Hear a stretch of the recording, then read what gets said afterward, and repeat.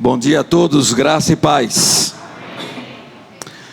É uma alegria poder voltar sempre à igreja onde eu me converti, onde Deus me chamou para o Evangelho. E é uma alegria poder, nessa manhã, trazer a palavra de Deus para todos vocês.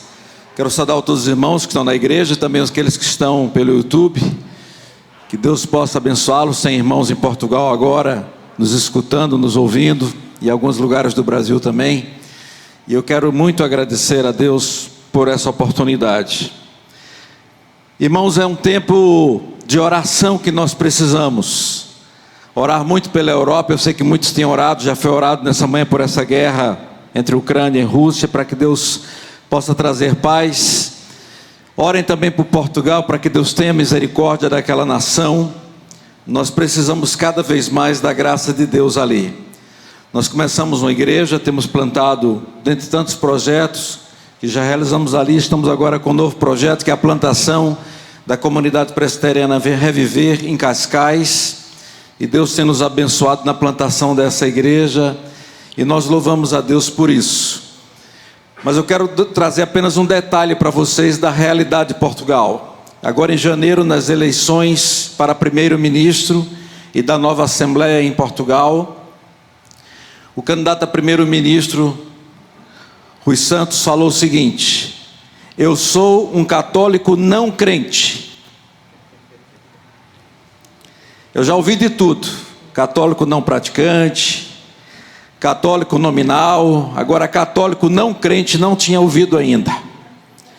Mas o que é que isso significa? Que na verdade resume bem a situação de Portugal. O que ele quer dizer quando ele diz católico não crente é que ele é um católico cultural, como no resto da Europa. São católicos, na verdade, porque o avô era, o bisavô era, o pai é. Então eles são católicos por causa disso. São católicos culturais. Ao mesmo tempo, ele quando diz eu sou um católico não crente, significa isso mesmo. Ele é católico, mas não crê em Deus. Porque muitos se acham católicos apenas por cultura, mas não creem em Deus. E a nova geração, principalmente, não crê em Deus. Apenas 15% da população em Portugal é religiosa praticante. Todas as religiões, 15% apenas. Significa que 85% da população em Portugal hoje é como esse primeiro-ministro, esse candidato a primeiro-ministro. São católicos culturais. Isso quando se dizem católicos. Porque a nova geração principalmente não são mais nada. Então nós precisamos orar muito por Portugal, pela Europa. E eu sinceramente oro para que essa guerra desperte um desejo de clamar a Deus. Um desejo das pessoas se voltarem para Deus. Porque há uma frieza muito grande espiritual na Europa toda há muito tempo. Então muitas igrejas hoje são museus, são pubs, são bares, mas não são mais igrejas, por causa do esfriamento espiritual na Europa. Mas que Deus nos traga isso no mundo inteiro, porque esse fenômeno está acontecendo no mundo inteiro, inclusive no Brasil. Há muita gente da nova geração que já não crê mais em nada também. Mas nós precisamos orar e pedir a misericórdia do Senhor sobre essas pessoas. Então orem por Portugal, orem pela Europa, continuem orando, para que Deus tenha misericórdia daquele continente e na verdade de todo o mundo, para que as pessoas conheçam o Deus verdadeiro, que não está surdo a ninguém, mas está sempre junto daqueles que têm um coração quebrantado. Eu quero ler 2 Crônicas, capítulo 16, um verso muito conhecido. A irmã do louvor já falou um pouco sobre isso hoje de manhã. E ela falou sobre que Deus procura homens e mulheres. Verso muito conhecido, 2 Crônicas 16, 9. Pois os olhos do Senhor estão atentos sobre toda a terra, para fortalecer aqueles que lhe dedicam totalmente o coração. Ó Espírito Santo de Deus, Tu é que estás aqui nesse lugar. Ó Espírito Santo, ministra as nossas vidas, aos nossos corações nessa manhã. Senhor, Tu vieste para nos trazer uma palavra, não é a minha palavra, é a Tua. Tu já confirmaste 2 vezes essa semana essa palavra, Senhor. Portanto, eu te peço, ó Espírito Santo, apenas ministra a cada pessoa de acordo com aquilo que está no Teu coração para os nossos corações. Em nome de Jesus. Amém. Eu queria falar nessa manhã sobre o Deus que procura, que busca homens e mulheres segundo o seu coração. Vemos nesse texto de 2 Crônicas 16:9 que os olhos do Senhor estão atentos por toda a terra,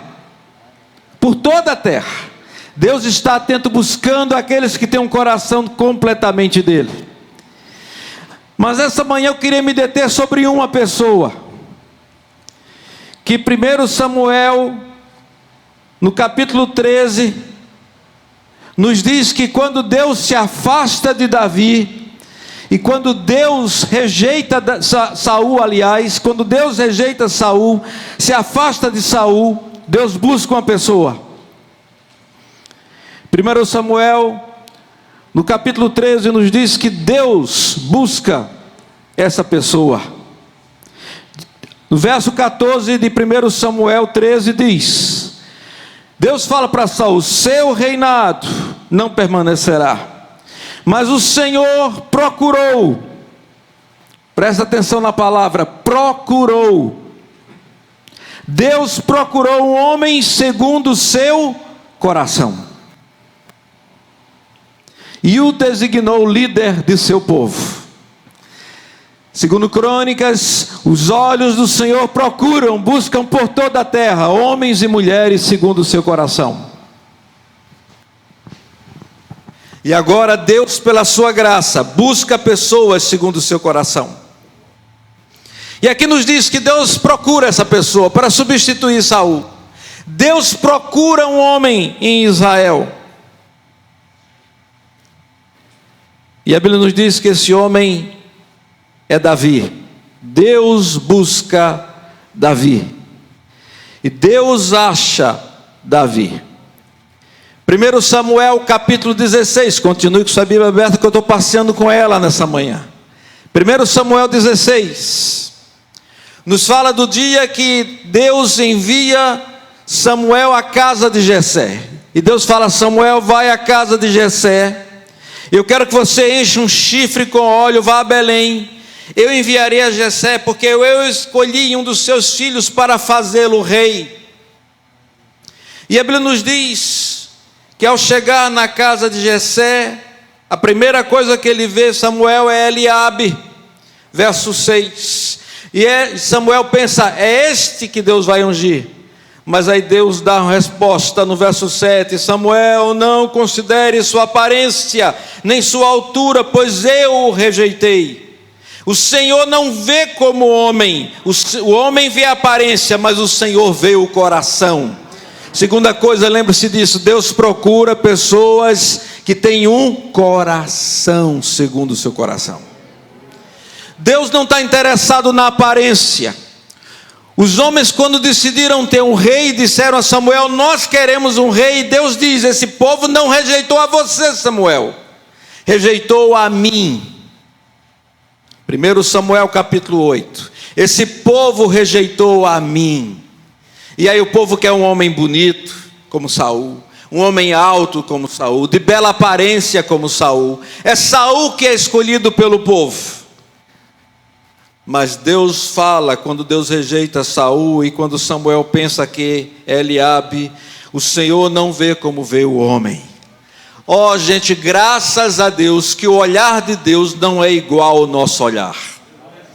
Graças a Deus que o olhar do Senhor, o julgamento de Deus, o discernimento de Deus, a decisão de Deus não é segundo os nossos pensamentos.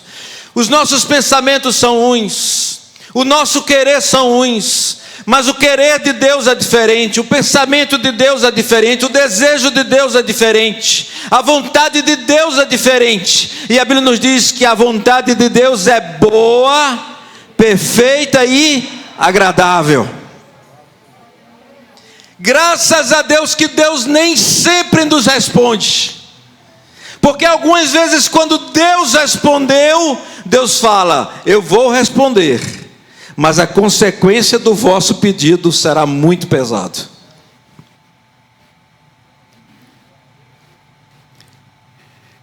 Cuidado com suas orações, porque muitas vezes aquilo que você deseja demais não é o que Deus deseja, mas quando você é teimoso demais, Deus até lhe dá, agora aguenta as consequências. Às vezes a gente não sabe o que ora. Às vezes a gente diz: Deus, eu entrego o meu coração para ser totalmente teu. Aí Deus diz: você entrega mesmo? Você quer ir lá para a região amazônica? Você quer ir para o Camboja? Você quer ir para a Escócia, um país que já foi reformado e cristão e não é mais hoje? Para onde é que você quer ir? Ou você quer ser uma pessoa que vai pregar aqui em um bairro, aqui em Campina Grande, que Deus quer usá-lo nesse bairro?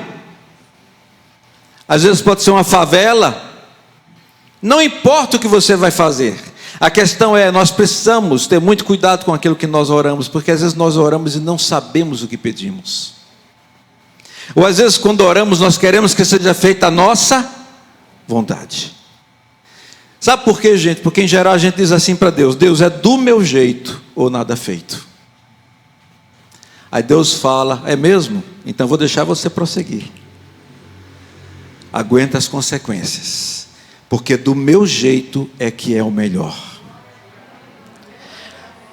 E Deus escolhe Davi. A Bíblia nos diz que é um jovem. Todos os 7 filhos de Jessé são passados diante dele, nós conhecemos a história. E nenhum deles é o escolhido de Deus. Até que Samuel pergunta a Jessé: já passaram todos os teus filhos? Ele diz: não, tem um caçula. Verso 11, ele está cuidando das ovelhas. A grande verdade é que Jessé, ele achava que o caçula era o caçula. Era muito jovem. Jamais poderia ser o escolhido de Deus. E se lembra dessa grande lição aqui: Deus não olha a idade. Porque quando Deus escolhe Abraão, Abraão tinha quantos anos? 75 anos. Davi era muito jovem. Deus não escolhe a idade. Deus olha para o coração. Nunca esqueça disso. Não se sinta velho demais para servir a Deus. Nem se ache novo demais para servir a Deus. Mas entregue seu coração ao Senhor, porque é o seu coração que Deus quer. Deus é fiel. Deus escolhe Davi. E a Bíblia nos diz que quando Samuel, verso 13 do capítulo 16, apanha o chifre cheio de óleo e unge Davi na presença de todos os seus irmãos. A Bíblia nos diz que a partir daquele dia o Espírito do Senhor apoderou-se de Davi. Davi é cheio do Espírito Santo. Mas muitos não prestam atenção no verso seguinte. No verso 14 diz que na hora que Davi é ungido rei e é cheio do Espírito Santo, na mesma hora o que é que acontece? O Espírito do Senhor se retira de Saul. Muitos nem prestam atenção nesse detalhe. E a partir daquele momento um espírito maligno vem sobre Saul, perturba Saul, atormenta Saul. Até que de repente, irmãos, e isso é uma coisa importante, quando Deus nos unge, Ele nos prepara em todas as etapas da vida. Davi foi preparado como um pastor de ovelhas. Olha o que é que diz o Salmo 78. Os 3 últimos versos do Salmo 78. Salmo 78, verso 70. Escolheu o seu servo Davi e o tirou do aprisco das ovelhas, do pastoreio das ovelhas, para ser o pastor de Jacó, o seu povo, de Israel, sua herança. E de coração íntegro Davi os pastoreou, com mãos experientes os conduziu. Mas aqui nos diz que Deus tirou Davi de onde? Do aprisco das ovelhas, para pastorear o povo de Israel. Davi era apenas um pastorzinho de ovelhas. Quando Davi fica perturbado, a Bíblia nos diz que um oficial de Saul diz: olha, a gente precisa de alguém que possa tocar a harpa para Saul, para ele se acalmar, para que o espírito maligno não se apodere dele. E aí vem um oficial de Saul e diz: eu sei de um homem. Verso 18 do capítulo 16: eu conheço o filho de Jessé de Belém, sabe tocar bem harpa. Ele é um guerreiro valente, sabe falar bem, tem boa aparência, e o Senhor está com ele. É engraçado como os homens insistem em falar da aparência. Ele tem boa aparência, ele sabe falar bem, mas na verdade Davi não foi escolhido por isso. Ele foi escolhido porque tinha um coração segundo o coração de Deus. Davi é escolhido por Deus. Esse homem segundo o coração de Deus passa por várias etapas. Pastor de ovelhas, cuida daquelas ovelhas com fidelidade.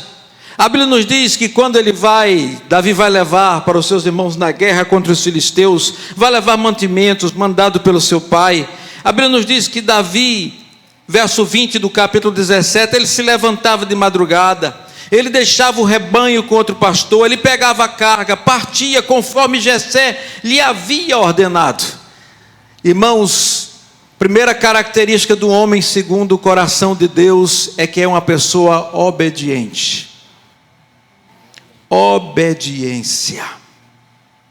A obediência é um traço fundamental que Deus tem e que Deus escolhe de cada um de nós. Deus nos dá um coração obediente. Deus nos dá um coração segundo o seu coração. Olha o que é que diz 1 Reis capítulo 15, versículo 5.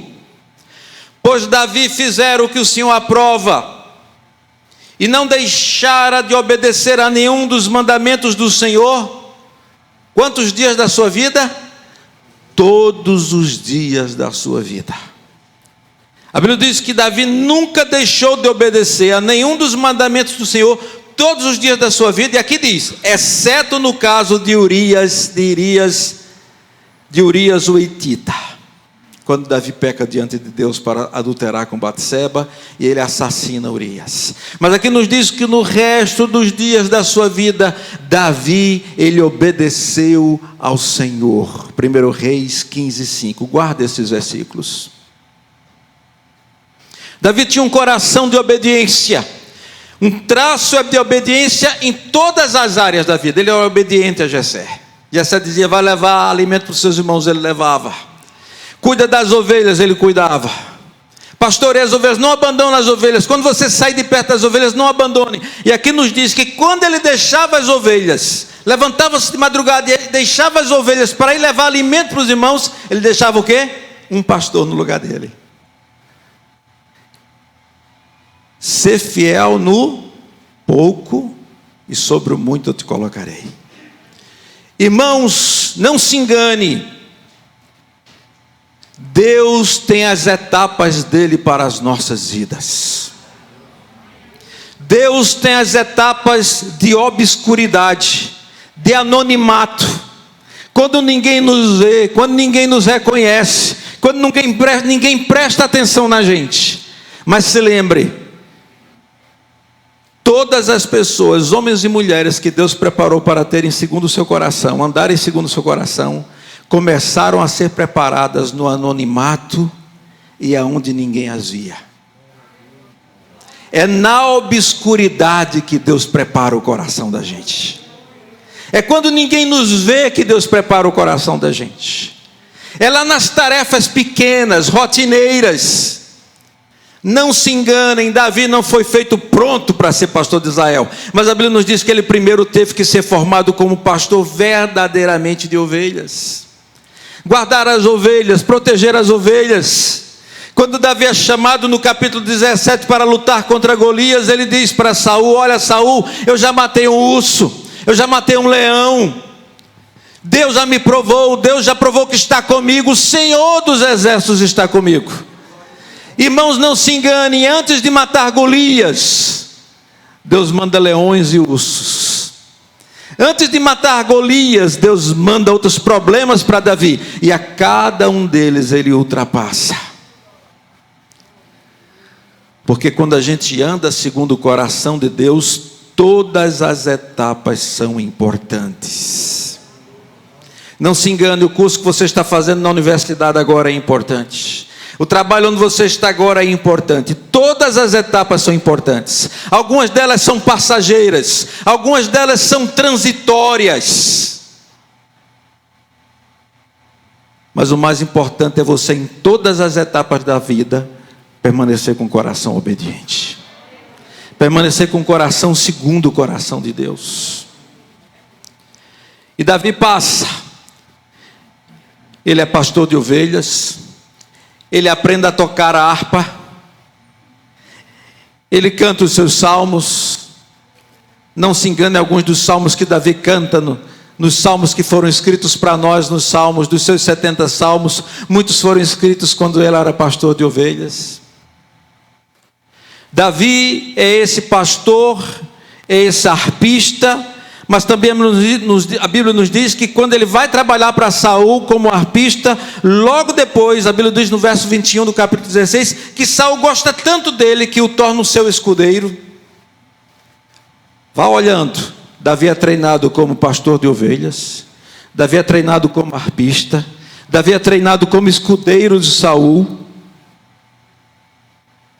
E a Bíblia nos diz que todas as vezes que Saul tinha problemas de depressão, problemas de opressão maligna, Saul tocava a sua harpa, verso 23, e Saul sentia alívio e melhorava, e o espírito maligno deixava. Porque, irmãos, quando Davi tocava a sua harpa, e ele começava a louvar a Deus, nenhum espírito maligno podia ficar ali perto, gente. Espírito maligno não consegue ficar junto daqueles que têm um coração completamente devotado a Deus. O espírito maligno, ele tem que fugir, ele tem que ir embora. Porque quando a gente começa a louvar e a gente tem um coração verdadeiramente cheio do Espírito de Deus, se lembra, Davi foi ungido, ele era um homem cheio do Espírito Santo. Gente, quando nós somos pessoas segundo o coração de Deus, homens e mulheres cheios do Espírito Santo, que obedecem ao Senhor, e não apenas isso, que tem um coração íntegro. Vocês prestaram atenção lá no Salmo 78, a Bíblia nos diz que Davi pastoreou o povo de Israel com integridade de coração. Íntegro, sabe o que quer dizer a palavra íntegro? É que não há brechas nele, não há brechas. Integridade, como já dizia Charles Swindoll, é você fazer aquilo que você faz em todos os lugares. Você é quem você é em todos os lugares. Diante de Deus, não há nada de errado aonde você está e naquilo que você é. Integridade é fazer no escuro o que você faz às claras, e fazer às claras o que você faz no escuro. Integridade é aquilo que você faz no privado, você faz no público. E aquilo que você faz no público, faz no privado. Ou seja, você não é duas pessoas, não tem máscaras, você não tem dois corações, você é uma pessoa íntegra. Irmãos, não se enganem, nós vivemos dias difíceis demais. Eu tenho comentado com as pessoas que o índice hoje, infelizmente, de pessoas, de jovens dessa nova geração, da velha geração, de pessoas de todas as idades, que têm se envolvido na prostituição, na imoralidade, na pornografia, que têm se envolvido com o homossexualismo, porque hoje para muitos dessa nova geração já não importa mais. Eu estava esses dias ali em São Paulo, passeando no bairro da Liberdade, no bairro dos japoneses, e eu estava vendo meninas com meninos, meninos com meninos, todos de mão dada, se beijando, se abraçando, tudo é normal hoje. E essa nova geração está sendo ensinada o quê? Olha, não importa, hoje você é homem, amanhã é mulher, não importa, amanhã você pode ser um animal, não importa o gênero, não importa mais. Essa nova geração é ensinada a ser bissexual, não importa, hoje você pode ficar com a menina, amanhã com o menino, não importa. Irmãos, não se enganem, o mal vai crescer cada dia mais, porque a palavra de Deus nos diz isso. Jesus diz: nos últimos tempos, quando eu voltar, porventura haverá fé na terra. Porque o amor de muitos, Jesus diz, vai se esfriar. E não se enganem, a gente já vê isso na igreja hoje. Não se enganem, porque toda essa imoralidade começa muitas vezes com muitos que estão dentro da igreja.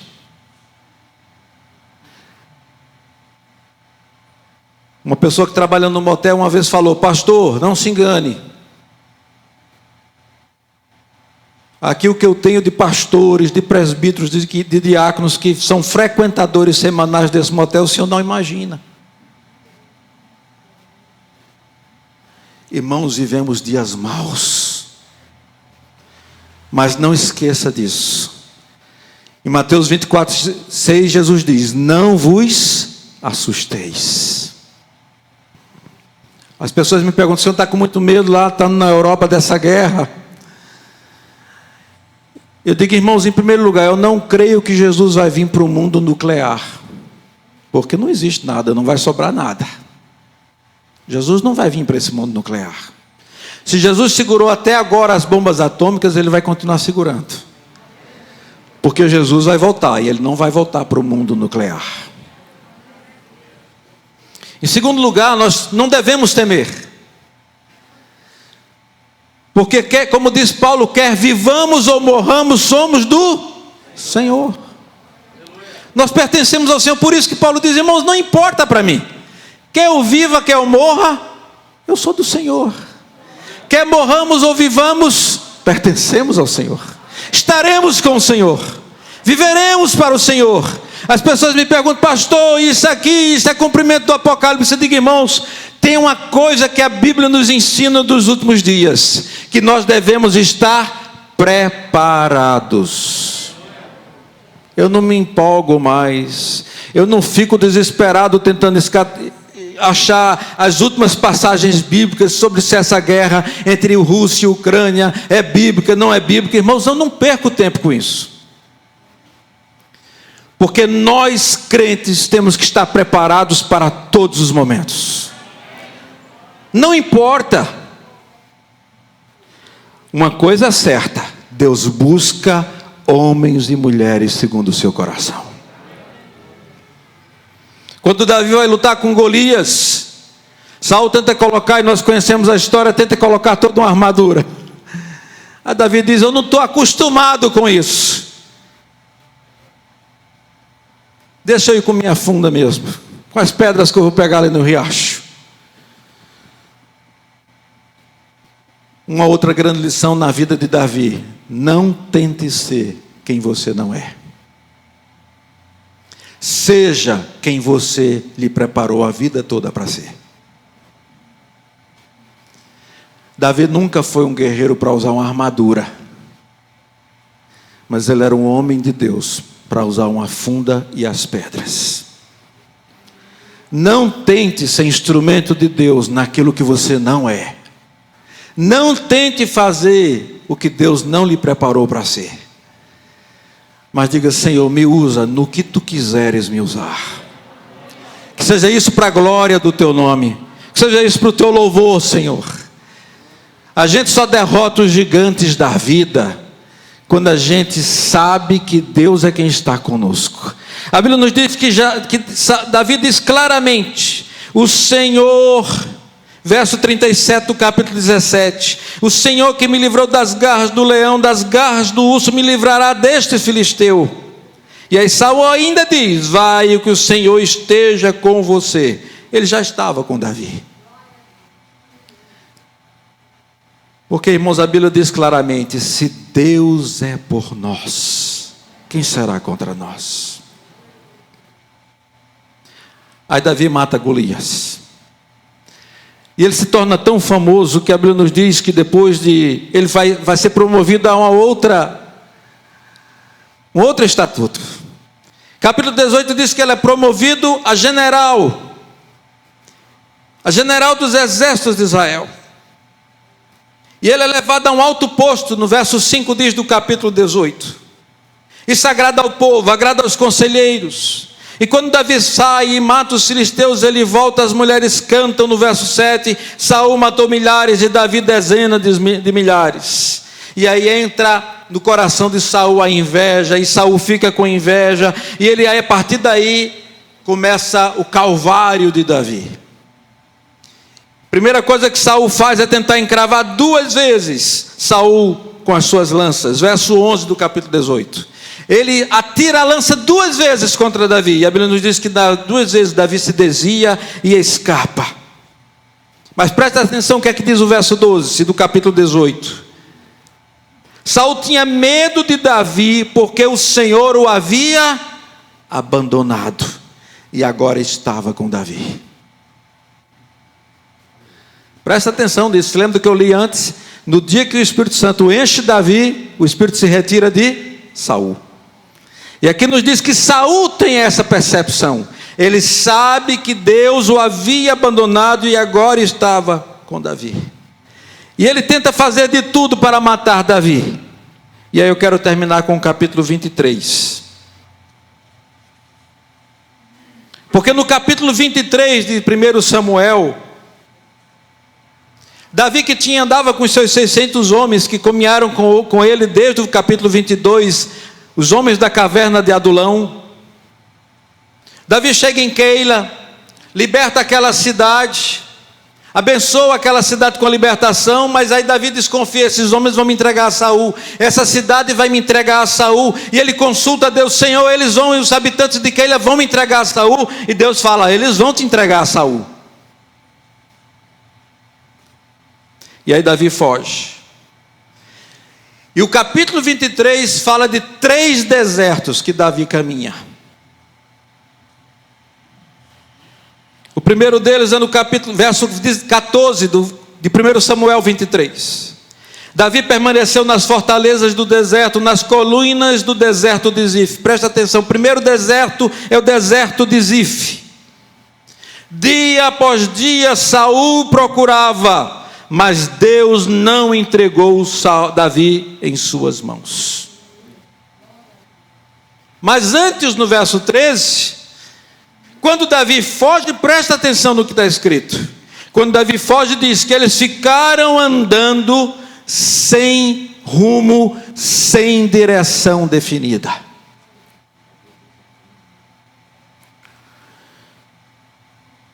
Mas quanto mais Saul procurava, Deus não entregava em suas mãos, não entregava Davi em suas mãos.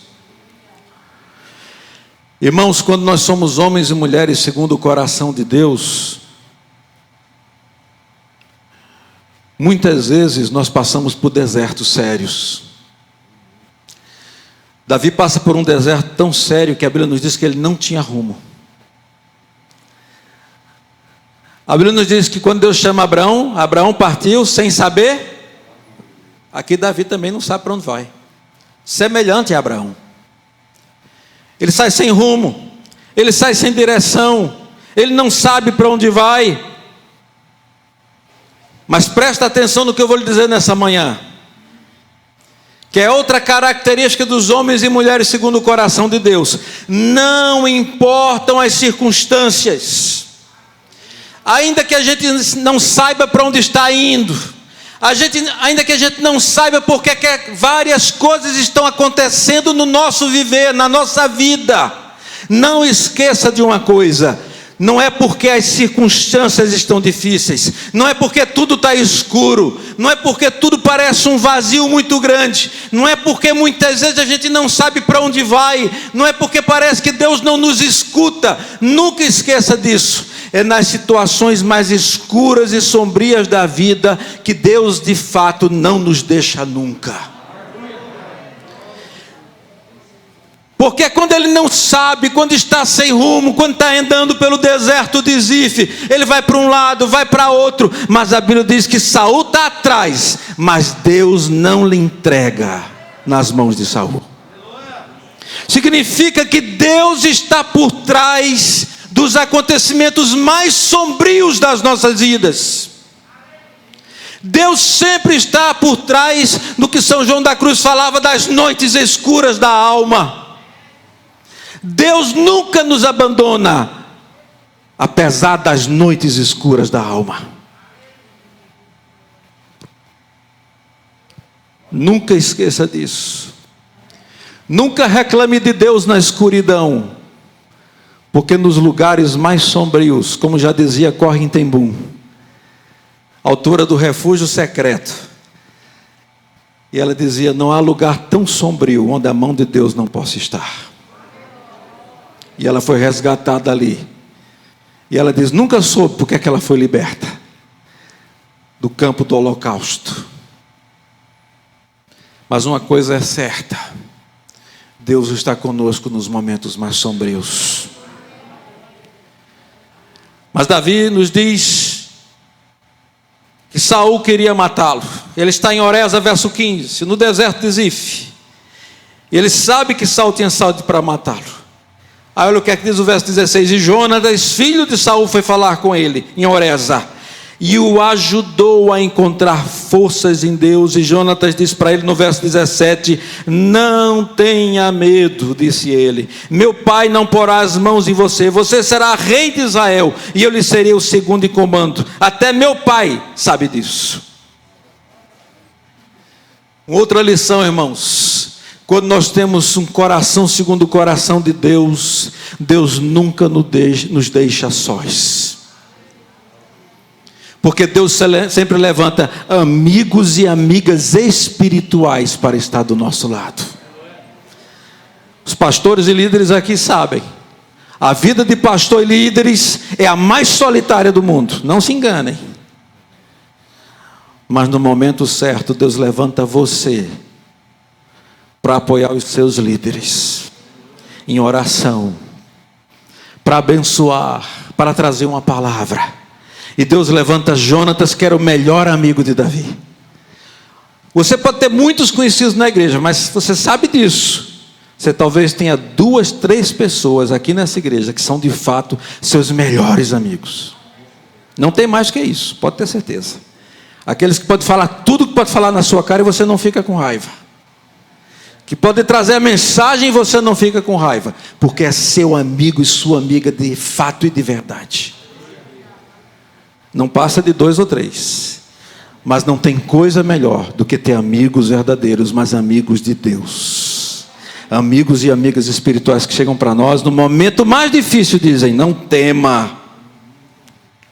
E aí Jonatas profetiza: você vai ser rei de Israel. Até Saul sabe disso.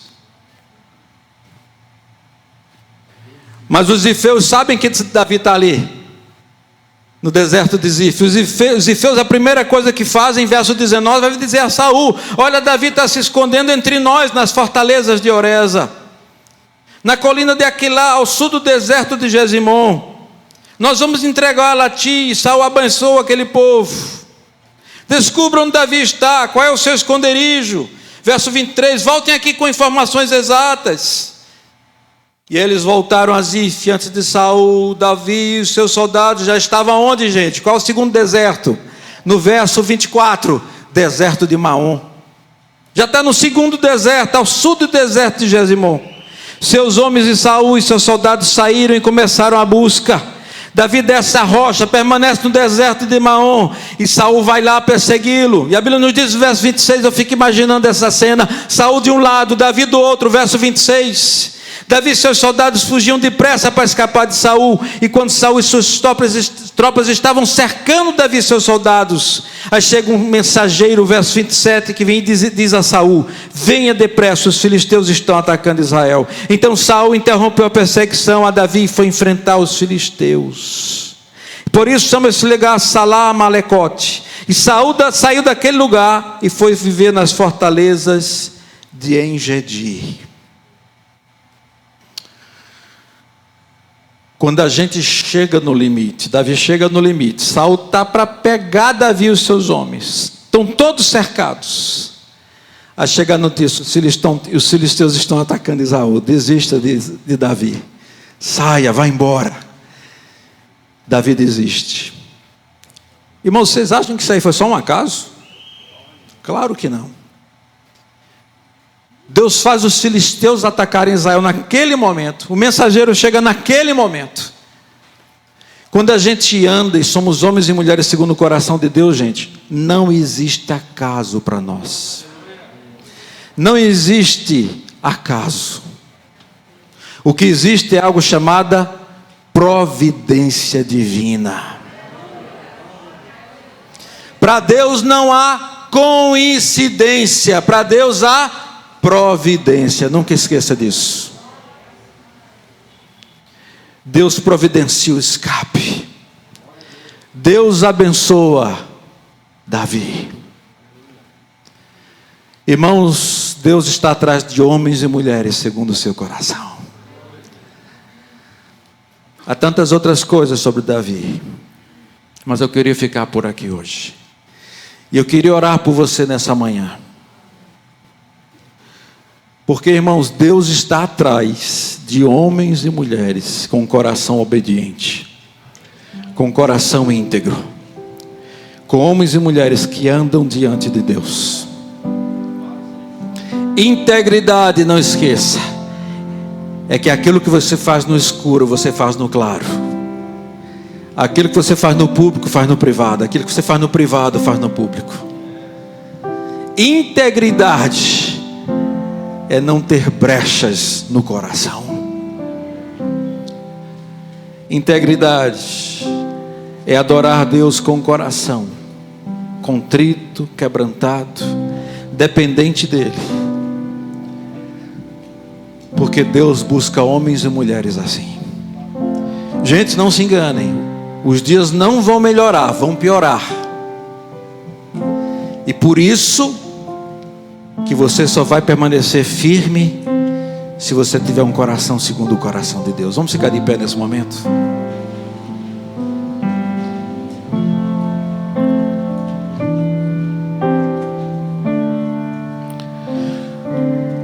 Eu não sei como é que está o seu coração, mas a Bíblia nos diz que o que Deus nos chama a ter um coração convertido e arrependido. Eu não sei aquilo que você está fazendo no escuro, mas Deus sabe. Eu não sei aquilo que você está fazendo escondido, mas Deus sabe. Eu não sei se você prometeu alguma coisa e jamais cumpriu. Aí Deus está dizendo hoje para você: olha, eu quero que você cumpra aquilo que eu já pedi de você. Eu quero que você entregue aquilo que eu já pedi que você entregasse.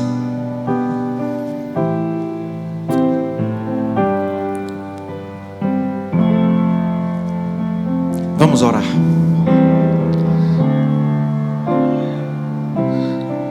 Pai, olha para cada coração nessa manhã, Senhor. Olha para cada pessoa. Tu não olhas a aparência, tu olhas o coração. Tu sabes o que está dentro da gente. Deus, em nome de Jesus de Nazaré, que tu busque homens e mulheres que estão aqui hoje pela manhã, segundo o teu coração, Senhor. Faz a tua obra de purificação, de restauração, de renovação. Deus, perdoa em primeiro lugar os pecados. Traz cura, traz arrependimento verdadeiro, traz quebrantamento na tua presença, Senhor. Traz purificação nessa manhã. Mas, ó Deus, eu te peço em nome de Jesus, hoje 6 de março de 2022, que tu possas levantar homens e mulheres segundo o teu coração, íntegros, obedientes, que andam de acordo com a tua palavra e que andam de acordo com a tua verdade. É isso que eu te peço, no nome de Jesus. Amém. Pastor André.